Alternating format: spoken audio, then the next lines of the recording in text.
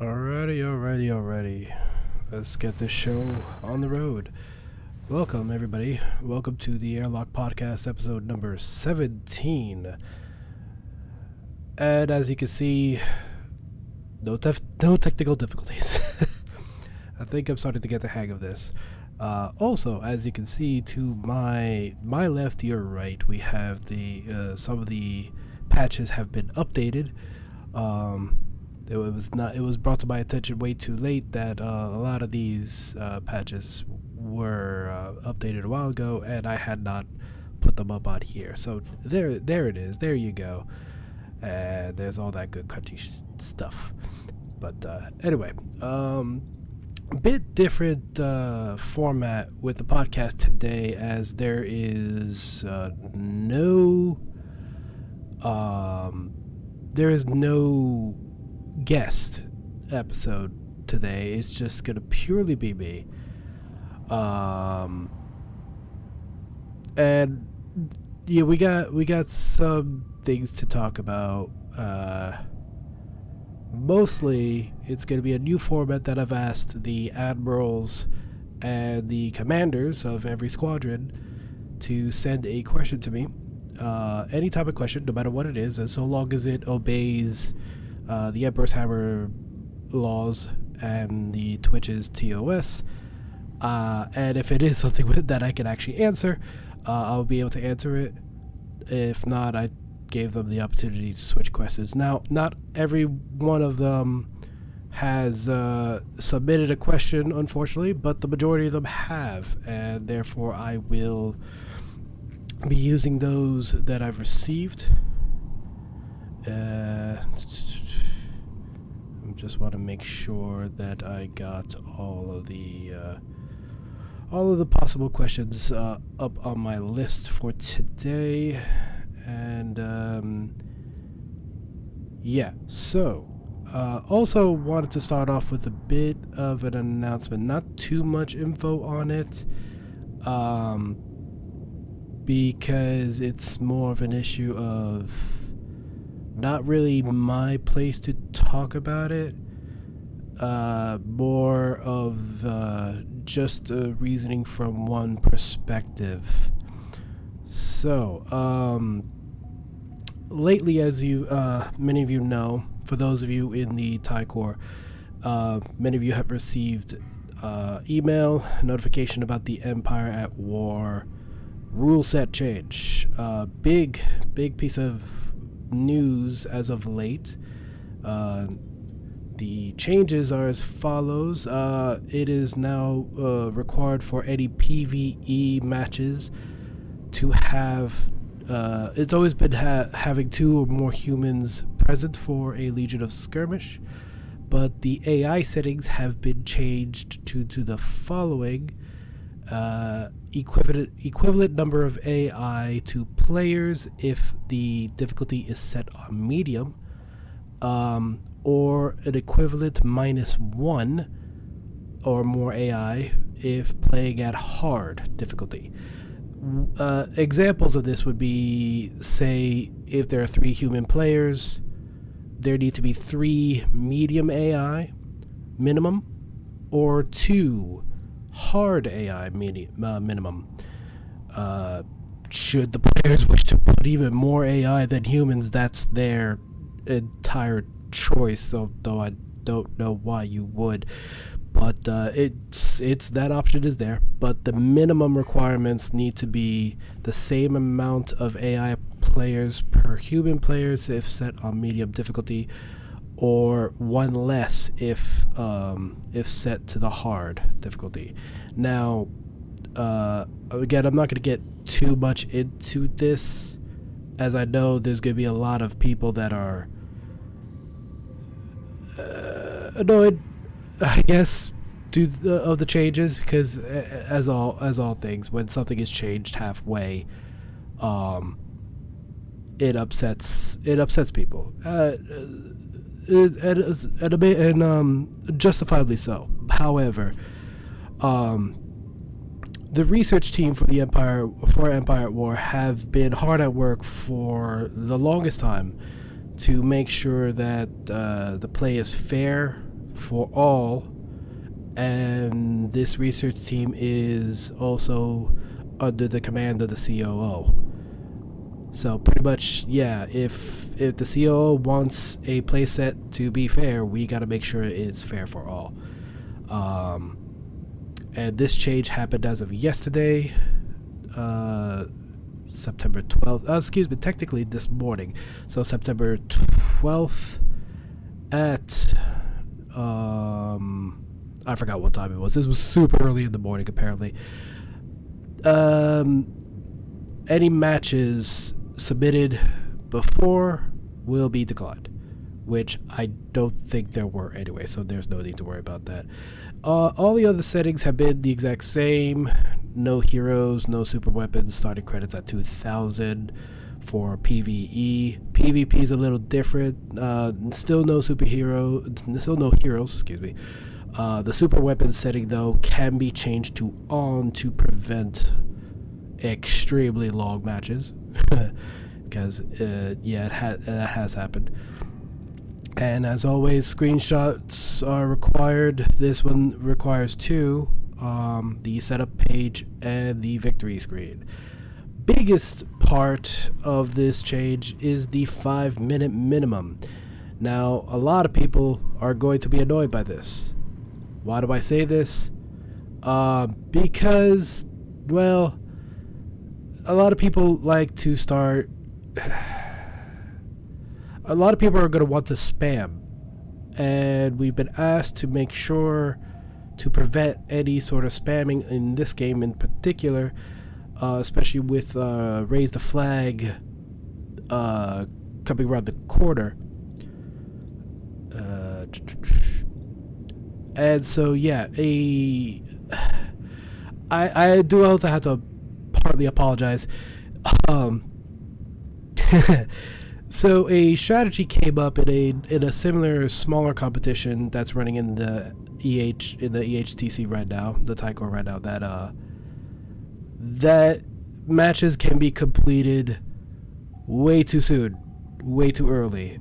And when I and Stryker first brought this game in, it was under the premise that it was to prevent the additional spam problems that we were having with another game. I say problems, but it's more that the command staff wanted to make sure that we didn't add another game that could just be spammed in, say, a minute.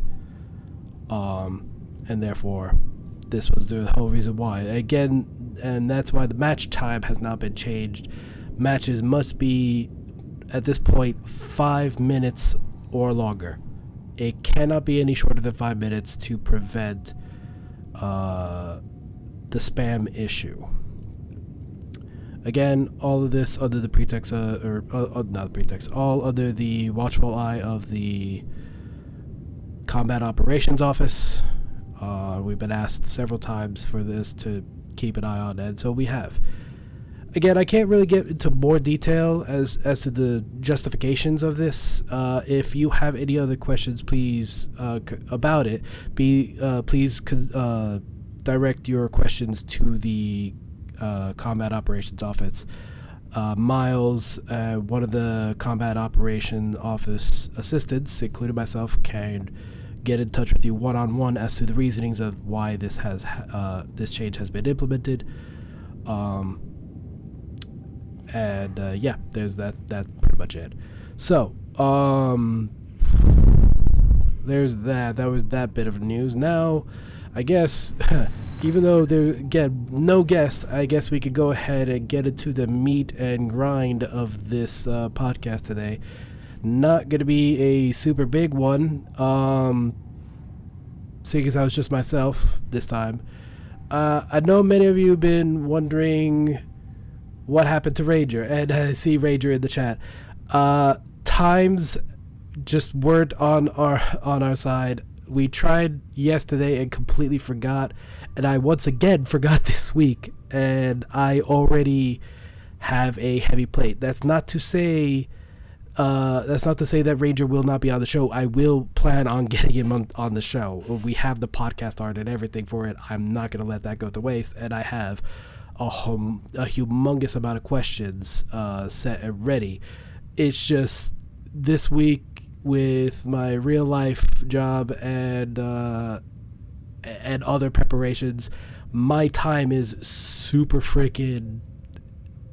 Think of it as a headless chicken. Just pretty much think of it as a headless chicken. Because this podcast episode was also to happen last week, towards the end of the week, and it never happened. So yeah, to say that I'm trying to crunch in everything, juggling, yeah, it's bad. I will get everything back into the working schedule as it is. Ranger will be on this show. I promise and guarantee you that. But it's just a matter of juggling heads at this point. So apologies that the schedule is out of date and completely out of hand, but it is what it is. Again, I'm sorry, Ranger, that I didn't let you know earlier. I was trying, and then things here at home were taking me away. It's like I'm only one human. I know my name is Legion. I'm only one human. I wish I could do some sort of like Naruto shadow clone jutsu and make more of me to get more work done, but I do not. I cannot, and I wish I could. So I will say though, like I said, I will get him on the show. Eventually, it'll either be sometime this week or next week. Yeah. All right. So, moving on. We have questions that the commanders and up have started to ask. I had given them a prompt, which is essentially just ask any question. It can literally be about anything. And so they have. So we'll start off with the first question. And I'm going to keep the who asked the questions anonymously. Unless they want to reveal it themselves that they were the ones that asked that. I'm just going to keep them anonymous. Kind of keep that mystery. Can dogs look up? I saw that in chat right there. I am not in a position to answer that question. I am not a vet. I don't really know. I mean, my dogs look like they can, but I don't know. I don't know what the correct terminology is. All right. So, first question that I received: if you had to make a new Star Wars trilogy, what would the story be? This is going to hurt. The answering this question is going to hurt a lot of people, because a lot of people like the sequel trilogy. I'm going to tell you, takes episodes 7, 8, and 9 and yeet it off the side of a mountain, because we don't need a repeat of the original series. I'm sorry, I know this is painful to a lot of you.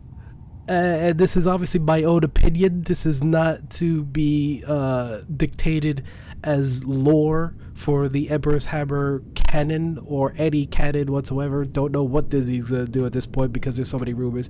But my personal opinion about making a new Star Wars trilogy, taking all of the sequel trilogy and doing none of that. Because again, it was blatantly obvious that the writers were having issues. If you look at episode 7 and episode 4, it is literally a reskin of itself. Mysterious young Force user becomes a beginning Jedi, helping to destroy a planet-destroying weapon with a small band of rebels against a heavily militarized force. Tell me I'm wrong. Tell me I'm freaking wrong. And then following with Return of the Jedi, not Return of the Jedi, following with The Last Jedi, it is literally The Empire Strikes Back, but backwards. Where, to a point, it's backwards. Again, to me, that felt like poor writing. The acting itself, the actors did great. The visuals were amazing. I'm not gonna fault that. The actors and actresses did their parts beautifully. The visual effects, awesome. The new characters that came in, they are amazing. It was the story writing purely that I had an issue with in the last the latest sequel trilogy. The sequel trilogy that I would want the story to be, the next one, honestly, as much as Disney will never do this, the Yuuzhan Vong need to come back. It is a turning point in a lot of the Star Wars canon, and I know Disney will never, ever do that simply because of how violent and how bloody they were. So that is my opinion. If I were to make a new Star Wars trilogy, it would have to bring the Yuuzhan Vong. Again, I don't see Disney making that anytime soon. And what I mean by the Yuuzhan Vong, yes, the Chiss Ascendancy would be there as well. Although I think they are already hinting at that anyway, with several episodes of The Mandalorian from Season 2, and trailers, several episodes, one episode of Mandalorian Season 2, and several trailers. So I think they're already kind of going towards the Chiss Ascendancy anyway. But the Yuuzhan Vong need to be there because they just need to be. That it is a pivotal moment in Star Wars history. Now, moving on to the next question. I just freaking read it. The next question I got. Someone was curious about the average airspeed velocity of an unladen swallow. If none of you could hear that slap, that was me facepalming. And he knows who asked this. And I can't answer this to the full to my full ability, simply because you have not specified the verification or specified the variant of swallow. Is it African or European? For those of you who really don't understand what the hell I'm talking about, look up Monty Python and the Holy Grail. You will then get the joke.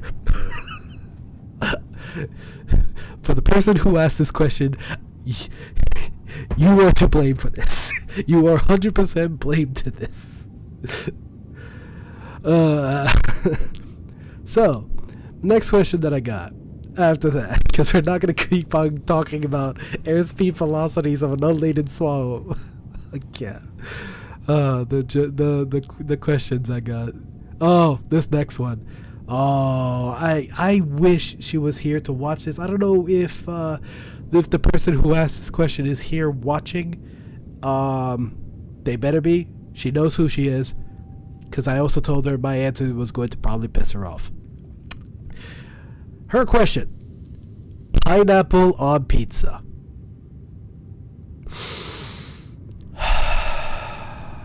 Let's take a moment here, ladies and gentlemen, for a bit of silence before the salt mines open. And I'm gonna say, how dare you how dare you even consider putting pineapple on pizza? What is wrong with you? Why would you desecrate the sanctity that is pizza? Why would you do that? Why would you do that?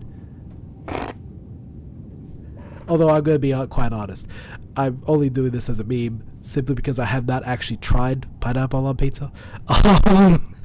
Yeah, I'm sorry. I had to do that a little bit early because it's like, I know people are going to be like, well, why is pineapple on pizza good or not? I don't know. Never tried it. But I'm going to continue with the meme. No, how dare you desecrate the sanctity of pizza? Back off the mic here. Apologies. Thank you, Turtle. So, I also need to get a new pop filter, to be quite honest. This microphone has gotten super sensitive, so apologies for that. So next question after the pineapple on pizza. Let's see. Oh yeah, no. For those of you asking in chat, try before you deny. I see you, drummer. Yes, no. I fully intend on planning one day trying pineapple on pizza. I'm still probably not gonna like it. However, I will not try it. I will definitely give it a chance, 100%. But anyway, next question, and this is actually a really good question. To the one who asked this, I actually like this. I like this good, serious question here. If you only participate in one platform, what they mean by platform is any of the approved games in the Thai core. What's keeping you from branching out into a second or third? Full question. The full answer to that: there isn't anything keeping anyone from branching out to any of the other platforms, other than I guess simply financial, possibly. And even then, like there's a bunch of us in the Thai core that will straight up gift you or provide sweepstakes that will give free copies out to the other platforms.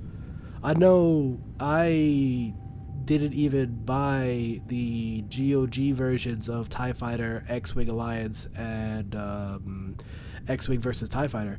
I actually got those from a sweepstakes that was running in the Emperor's Hammer. I forgot exactly who it was. I think it was Wildfire or Witcher. Was one of those two. If one of those two can confirm, it was one of them. I forgot who, but they were the ones that provided me the codes to the CD keys to those. It's like I never bought them. Those were gifts. So there's nothing really preventing anyone from participating in all of the platforms, because there's always going to be someone that'll help you to the other platforms. Like even myself now, not at this moment, obviously due to a new big time financial transaction I had to make as of late. But eventually I'll get back to it. I've been helping out a lot of people procure copies of Empire at War, the Forces of Corruption, the gold edition, essentially. And yeah, it's pretty much just it's pretty much just a matter of just ask around, someone will help you out, or wait for those sweepstakes, because we constantly, not that we constantly do it, but they happen from time to time. House, no, Ranger. It wasn't a house. It was a camper. Yes, house, but not a full house. Still, it took a bit of a financial transaction, so I had to hold off on. For those of you who know me, you know that I do a lot of game gifting. Like I go on Steam and literally help people out with their wish list. So yeah, I can't do that as of this moment. I need to bring up my finances back again, but I will get back to that. But yeah, so nothing should be preventing anyone from branching out to a second or third. Actually, I just thought of something. Unless they truly are dead set on staying on one platform, and if that is their prerogative, because of course I'm not gonna force anyone to play any games that they are not wanting to play, and that's a big thing. You could ask anybody. I can only speak to those in Thunder Squadron. I can't speak to any of the other squadrons, but for those in Thunder, when I say that I do not force any of my pilots to do any sort of games whatsoever, even if they're free, if they don't want to play it, they don't need to play it. Even if a big competition like Raise the Flag or Imperial Storm or Squadron Beer Mob, which is going to be changed anyway, or any of the big three, or any big competition that comes out, if they don't want to play any sort of game and they want to do something else, have at it. If they don't want to, participate, I'm not gonna force them to do that either.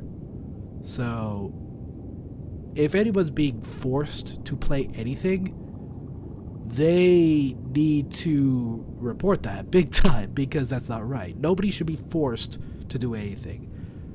But yeah, going back to the participation, no, there shouldn't be any sort of reason one is prevented from branching out into others, simply other than the fact of choice. And I see Ryu once again is being a troll.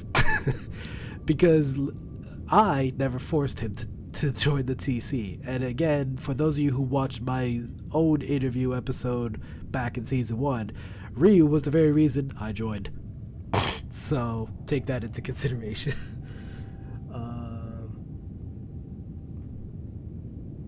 I'm seeing a lot of people say force. Elwood is forcing Githrin to play Star Conflict. Is he really though?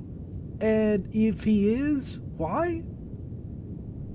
There shouldn't be any forcing at all. This is a gaming club, not an actual military. All 10 copies of Battlefront 2, 6 copies of Empire War for People, and nobody ever played them. Shame. I mean, we need to announce that though. That's the thing. Like, having the copies to be given out is grand, but oh shit! I just knocked over my controller.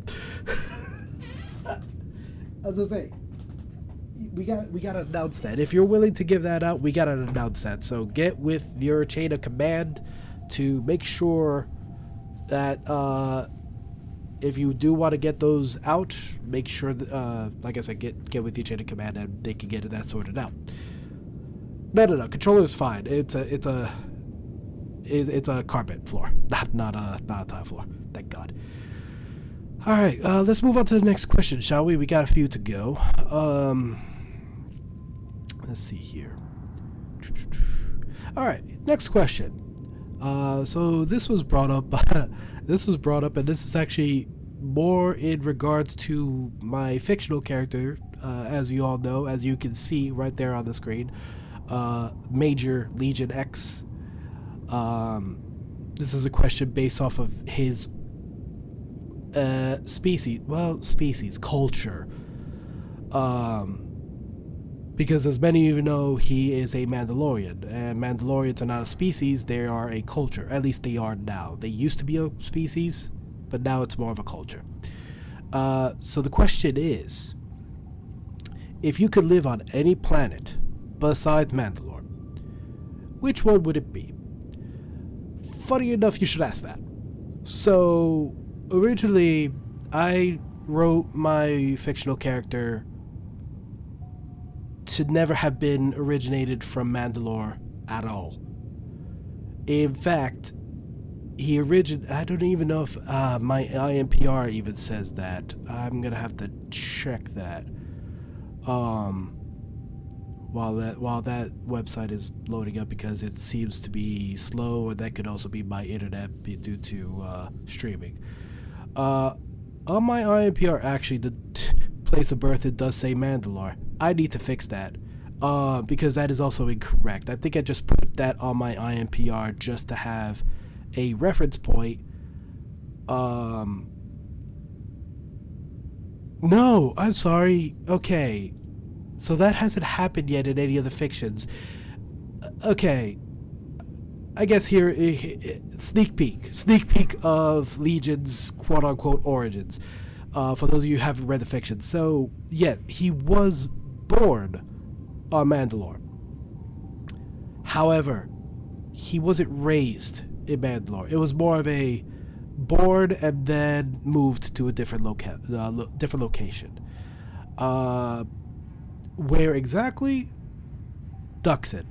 For those of you who don't know where Duxon is, it is in the same system where the planet Onderon is. In fact, it is one of the forced moons of Onderon.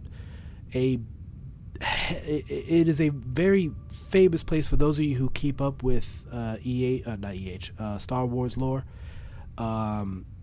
This moon was very famous with several Sith Lords, and was also the origin place of the Neo-Crusader movement of the Mandalorians when they were starting to conquer pretty much the majority of the known galaxy.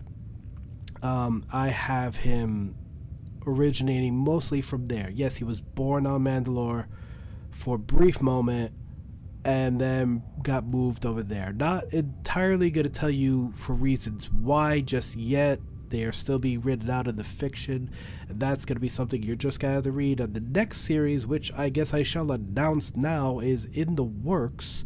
For those of you who know, I wrote one series so far with another side book as well about Legion. The main series, the original series, was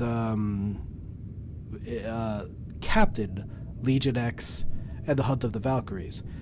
Already completed, already part of the book club in the TIE Corps, and is readily available to be read in one easy PDF file that can be accessed in the book club. You're more than welcome to read it. I also have a side story that I put to describe more about Legion's abilities and how he gets his freaky eye powers. I say eye powers because if any of you have read the story, you'll know that he has that interesting ability that he has where every time he takes off the mask, some phantom eyes start just appearing out of nowhere. But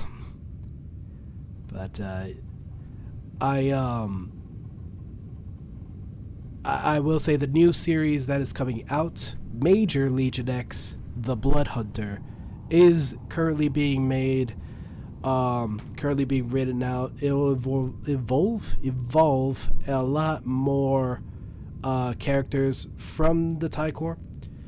And that's, I guess, what's taking up the majority of the time because, yeah, I could just write them up and that's it. I like to keep all characters lore accurate to their creators. So when I say that there's bits of it where Silwar is in it, where Silas is in it, I need to get in touch with them to make sure that their characters are accurate. There may be moments where I may need to get Drummer in on it, which I'll get back to you on that, Drummer. And other characters who I've yet to fully flesh out just yet. But it's going to be the next big one. It's going to have a lot more action in it than the previous fiction. So yeah, long story short, which planet would it be? Like I said, it would be Duxon, the forest moon of Onderon. Now, moving on to the next question. And this one was an interesting one. I did cover this in my interview episode, which was, I believe, episode 3?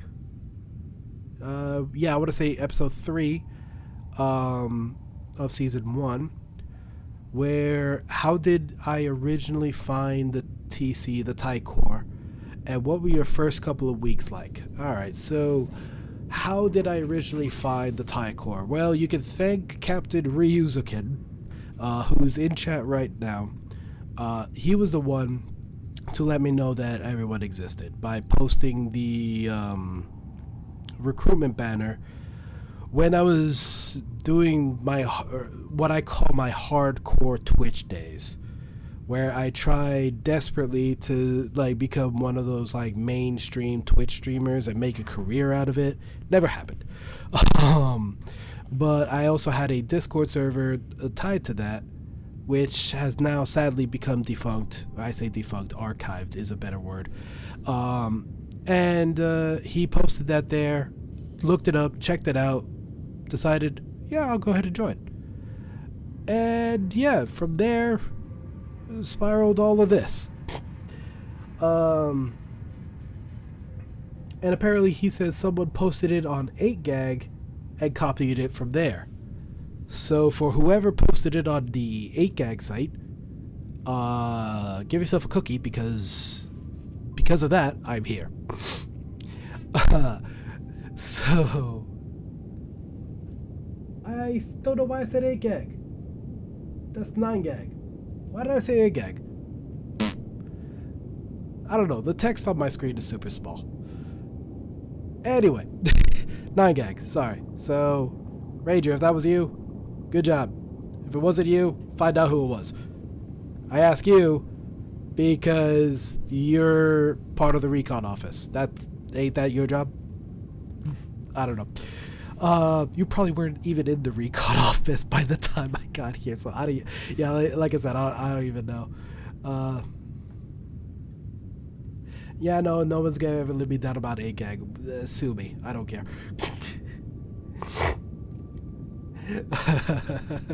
But anyway, so yeah, that's how I originally found the Thai Corps. I saw Ryu's post on my old Twitch-based Discord server, and decided to join. Now, my first few weeks were interesting, and also interestingly quiet. Like many that come by starting off in the Thai Corps, I had that what I call the rookie shell, rookie cocoon, rookie something. I don't know. Pretty much, pretty much that didn't want to like just barge on in, be all like, hey, I'm Legion, I'm new, and I want to play games. I was very reserved. That being said, I was very heavy on the whole military roleplay of it. At first, it kind of laxed in later weeks, but the first few weeks, pretty much the only communication I did was with my squadron commander at the time, which was Tiger Shadowclaw. And at the time, my flight leader, when I first joined, was actually, I don't know if he's still a commander or if he had ranked up by now, Commander Aval, who I believe is now in Delta. He was my flight leader. Sad to say, though, I only had one interaction with him, which was the intro email. And then pretty much I just decided to play Star Wars Squadrons on a normal basis, submitting the legions of skirmishes like I have before I stopped playing the game, only to take a break, like everybody else does, just submitting the legions as normal. Started to get all those shiny medals on the new uniform, which I had introduced. I've been introduced to the TTT3, the Tempest tailoring tool. It wasn't 3 actually at the time. I think it was still 2. Yeah, I was just pretty much just getting into the swing of things. I think it was when I was selected as the Squadron XO, because I saw that when I was like, I almost to a point memorized the entire pilot manual that we have. Not so much now, because I have a lot more to memorize than just the pilot manual. Flight members, simple needs. Squadron commanders, not so much. When I was just pretty much going through that entire pilot's manual, I'm like, I was looking at all the possible ranks and all that, and I saw the Squadron XO thing, and I know it wasn't heavy at the time, it wasn't a necessity at the time, but like when I saw that, I'm like, oh, that's cool. I would love to try that out. Never really told Tiger about that either. I saw it and I was interested in it, but never like expressed my wanting or need to be part of it, because to me it felt like that was my next goal. Yeah, flight lead could have been my next goal, but Squadron XO didn't need to be a flight lead, so I was like, oh, I could be a Squadron XO without being a flight lead yet, so that should be my next goal. Cool, work for it. Then I took Squadron Management 5, aced it, apparently, and Tiger was like, hey, see you've taken that. How about you write the next? Because at the time we were still doing weekly squadron reports, and he goes, hey, how about you write the next one up? I was shitting my pants. I know that's vulgar, but it was pretty much me going, oh no, I've stepped into bigger shoes without realizing. And then yeah, that's literally were my first few weeks. From flight member to XO. That was me. That was Legion. And then everybody pretty much knows. The moment I became Squadron XO, I got a lot more involved with the rest of the TC, big time, and eventually becoming Squadron Commander when Tigra needed to step down from his position due to back surgery. Also wanted to put this in here, Tigra, hope you're watching, and if not, still hoping the recovery is going well. I just saw what Gates put on the or Aisling. I know what you put there. Uh, um, but yeah, that's what my first few weeks were like. Promotion fast track, without even trying. And again, I know that sounds like I'm gloating. I'm really not. I was more, again, I was oh no knuckles, like oh no, why did I do this? I was not prepared. I was not fully prepared mentally, but apparently I was. So who knows? But let's go on to the next question because we still got a couple more. So the next one we got, if oh no, okay, I'm saving that one for last. Let's go next one after that. Here we go. Which is better, expanded universe / Legends or new Disney canon? Oh boy. Okay. So this is going to hurt. This is going to hurt.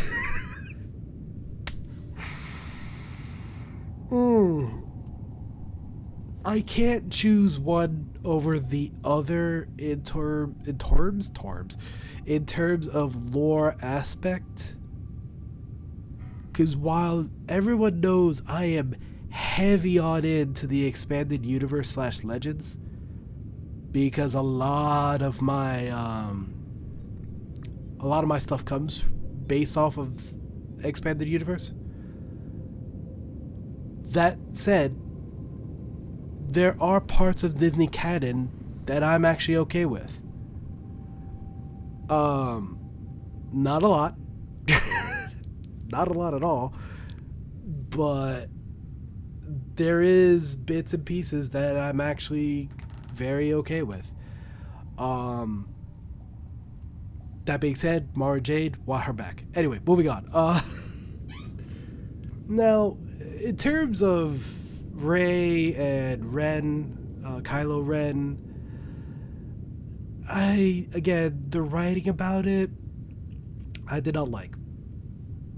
Not bashing on the actors and actresses that played their part for the sequel trilogy. They did their parts beautifully. However, I just did not like. I'm not into big. This is gonna sound very contradictory considering how I write Legion. I'm not big into heavy OP characters, and what I mean by that, I know many people hear the term. You know what? I'm not gonna say it because I'm not sure if Twitch TOS is okay with that. As much as I freaking hate the eggshell stepping, I don't know if their terms of service allowed that word. But pretty much a super powerful It doesn't even need to be female. So here's the thing, like super powerful female or male characters in a fiction base, just having like everything given to them on a silver platter. I hate that. I hate that type of writing. Because it's like, yes, I know that they are meant to be the hero. They are meant to be like the one that saves everybody. It just feels like you've entered God mode in console commands and just went ham. It's like, there's no build-up. There's no build-up whatsoever. That's why, like I said, this was going to be painful, because while I like some parts of the Disney canon, I don't like all of it. I also don't like how they changed the planet Korriban's name. Moribond? Really? Where do you get that lazy? Just keep it as Korriban. Why the change? Why the change? Everybody knows what the planet Korriban is. Why did you feel the need to change the name to Moribond? I don't understand this. But anyway, Expanded Universe has always been the better for me, because one, that's what we originally grew up on. And again, never gonna see the light of the good parts of the Expanded Universe. Like I said, the Yuuzhan Vong, big time part of the Expanded Universe / Legends. Never probably gonna see that in Disney, due to just simply how bloody and violent they are. Mara Jade, as much as I really, really want Mara Jade to come back into Star Wars, they're probably not going to bring her back either, which is kind of a low blow to me.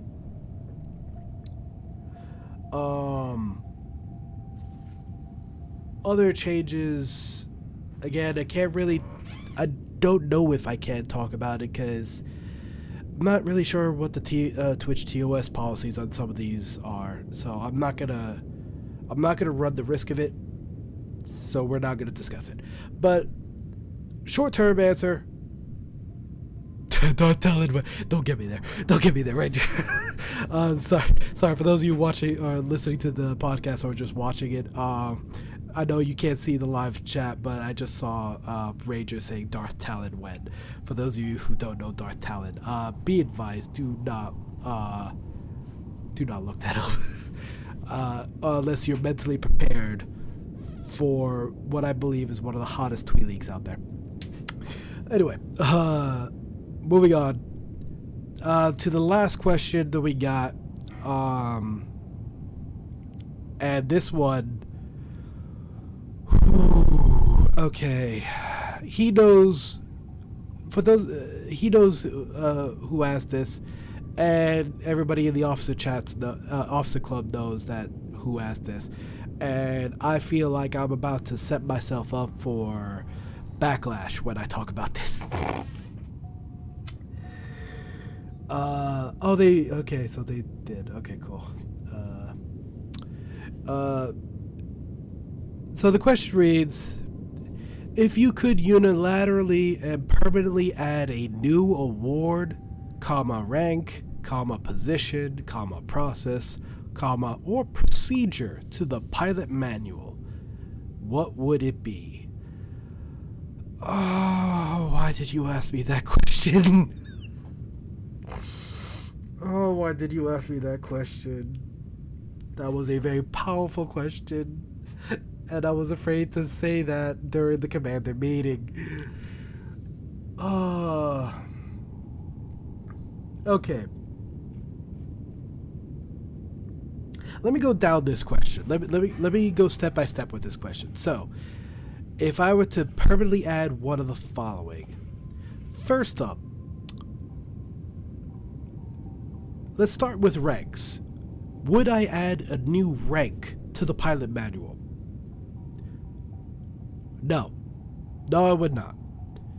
Because right now, as it stands, I feel like the ranks and the line positions that are in there work beautifully.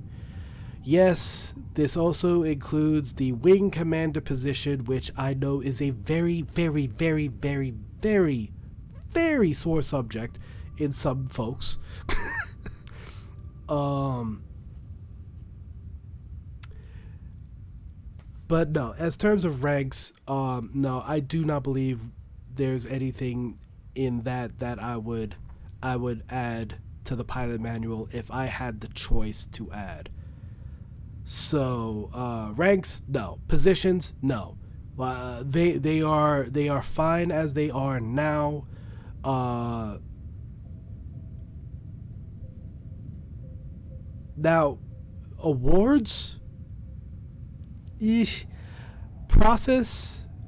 I have nothing on process either, simply because the processes in the Thai Corps have always been evolving, even as what I've discussed earlier in the episode when we were discussing the Empire at War changes. Um, Processes have always been in and out in the TC, from what I'm gathering, and there's no need to specifically add an extra one at this time. There's no call for it. Uh, that might change within a day, within a week, within a year. But at this current moment, I do not see a need to add another process to the pilot manual or procedure. Um, so realistically, the only thing I got left in that question is awards. Would I add an award to the pilot manual if I was given the ability and the chance, without question, apparently, to do so?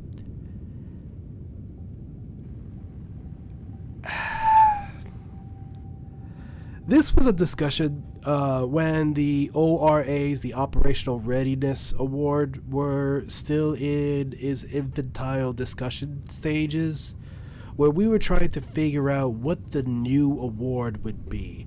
I had brought up a new possibility on awards. I called them the Chevron system, very familiar to those in the United States Navy. For those of you who are aware of the chevrons that are worn on the side of the outfits, on the dress uniforms, those I had suggested something similar to that, in terms of a new award system. And while I'm okay with what the ORA, the Operational Readiness Award, is now, I still would like to implement the chevron system that I had in my head to the TC, but as how and for what purpose, that's still kind of shaky in my head about. I was thinking something more of, well, games that aren't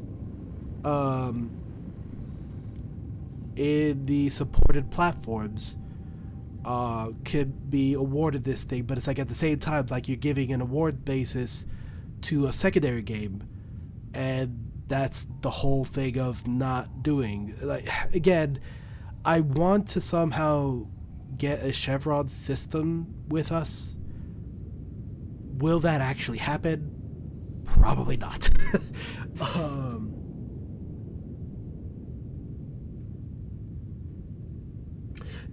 Chevrons could definitely work more for the Hammer's Fist when that becomes a thing, because chevrons on a uniform, for the majority of it, are for the enlisted ranks, and in the TC we have officers. Now, mind you, we have higher officers than we do normal officers, like for example flight members, flight leads, in different to the commanders and above, admirals and all that.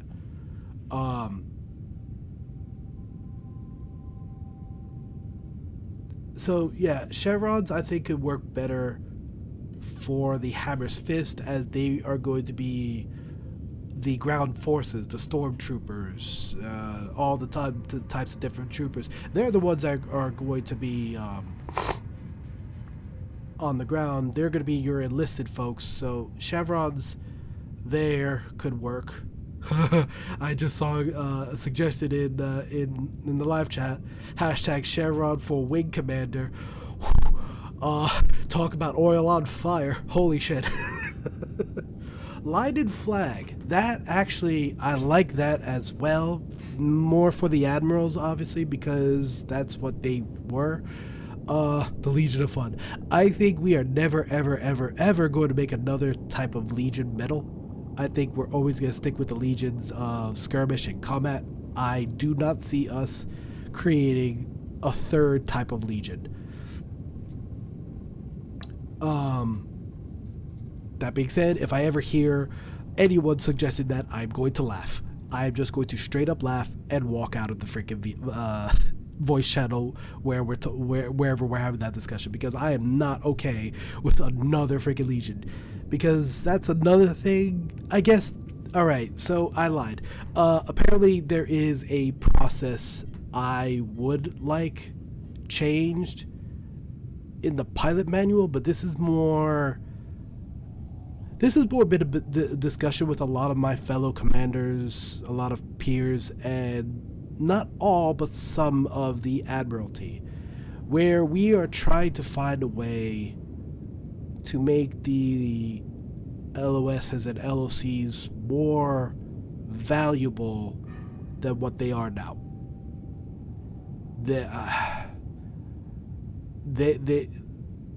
This has been a talk for, God, what is it now, half a year? Where we've been trying to figure out a way to get more value out of the Legions than what they are now, because the biggest issue that has always come up in the commander meetings is these things are starting to feel like pennies and dimes, nickels, whatever have you. And a lot of the higher ups are starting to get annoyed and sick of that. And we've been trying to find ways. So I guess that's another procedure, I guess, is to just, let me get back to you on that. Because that's the other thing. Like, I'm actually in talks with some admirals already about possibly changing the Legions as they are to something more valuable. Again, I can't really get into detail simply because we don't have the detail yet. But I will say that we're going to be pushing this simply because we don't like, there's some of us here that we don't like having medals feel like free candy. And if either A, the majority of the commanding office will like that, or they won't, and that's fine either way. But we're gonna try to have it discussed at the very minimum.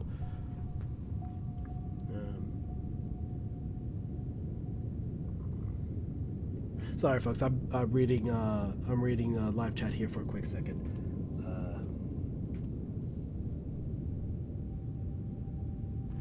What Noxy, I keep forgetting to actually use your pilot names. What Calv said was pretty much bang on the money.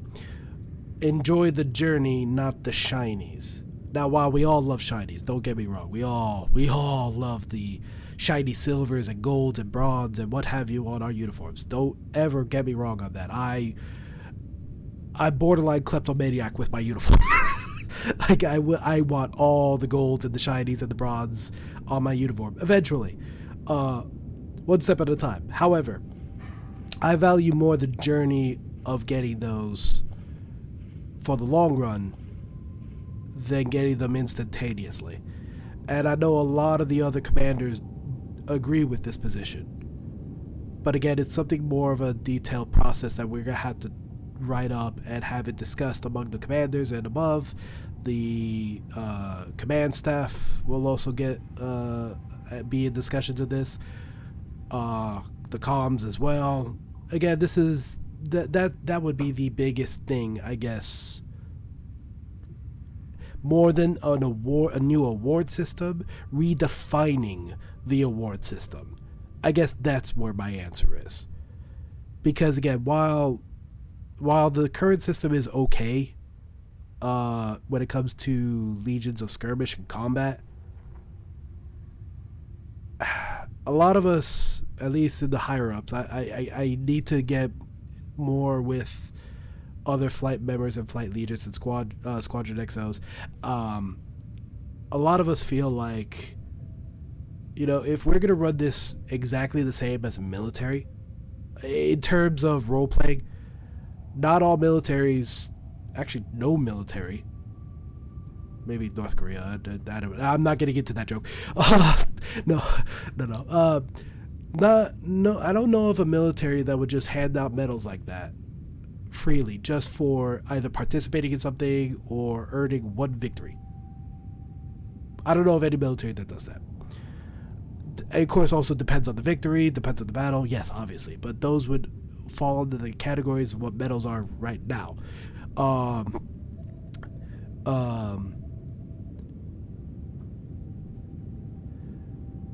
EH is not North Korea, Calvin. How dare you? Sorry, I just saw what you wrote there. No, stop it. Absolutely wrong. No, so like I know when it comes to militaries, again, we're role playing as one, and militaries don't. When it comes to handing out medals, what we do,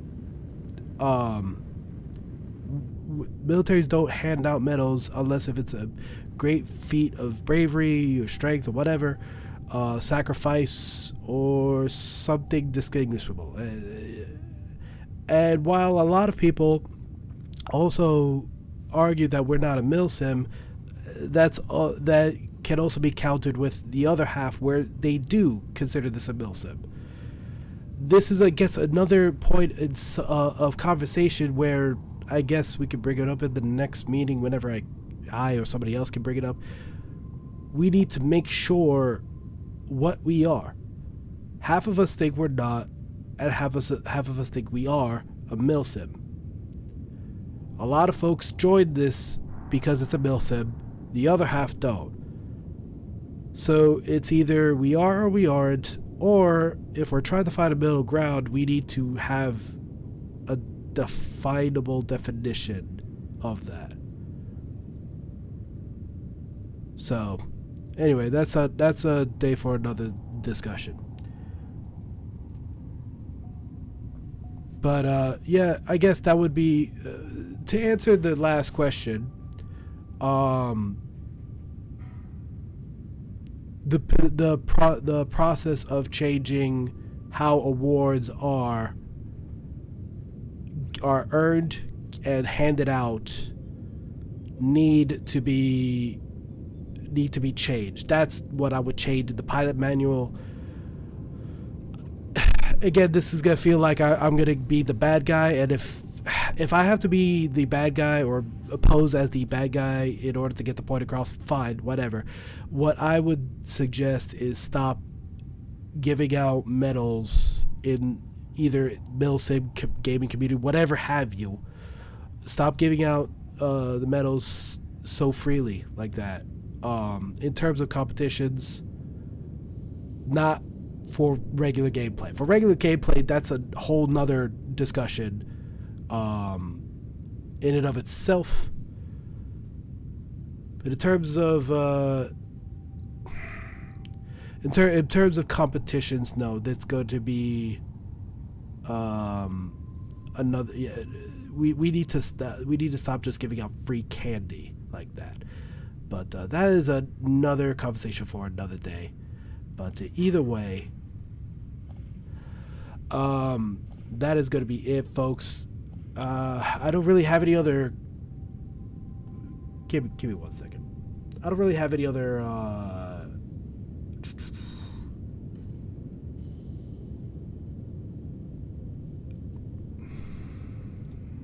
1 second, folks.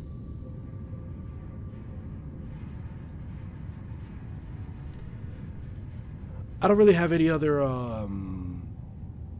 talking point as of right now. We pretty much gone through all the entirety of what I was given from the commanders and the admirals. So next up, I guess, would be what the next episode is going to be. Like I said, it's either we're gonna try to get Ranger on here next week or the end of this week, because I've also got a chance to get Turtle in on as well. And I need to juggle these schedules around because I'm very pressed on time on that. So either the next episode is going to have Turtle or it's going to have Ranger, and then the following episode after that is going to be whoever the next one is. So yeah. That'll be it, folks. That's going to be my show for tonight. Yeah, hopefully we can get these episodes out soon this week. We might actually have the first week where we have 3. But either way, folks, that's going to be it for today. Thank you all so much for stopping on by. My name is MAJ Legion X, and I will catch you next time. Take care. Bye-bye.